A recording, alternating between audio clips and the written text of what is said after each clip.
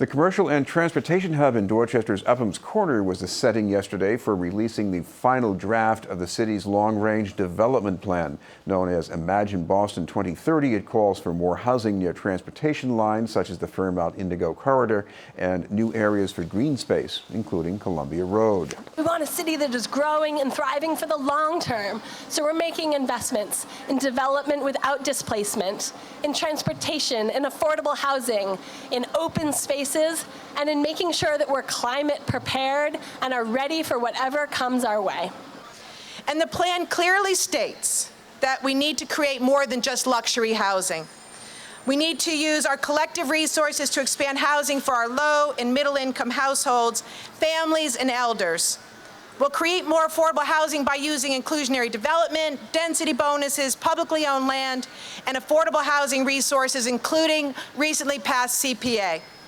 We shouldn't have an unemployment rate 3 times higher than the rest of the city. Or no child going to a school should be homeless, or nobody who has worked hard to decrease crime and beautify this community should be displaced because they cannot afford their rents anymore.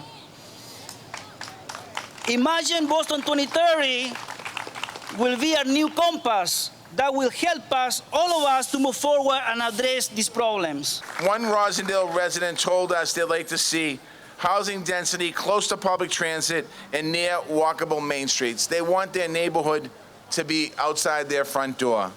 Amanda Pan told us they'd like to bring jobs closer to where people live and encourage a healthier lifestyle with more people biking and walking to work. That's exactly the future that we see for this area. The Fairmount Corridor represents the coordinated investments that we are making in education, in housing, in jobs, neighborhood vibrancy.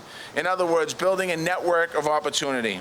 And I want you all to view this as the beginning of teamwork, where every one of you really just look into your heart and think, how am I part of this teamwork going forward? How am I expressing my voice? How am I making it possible for others who work with me to make the difference?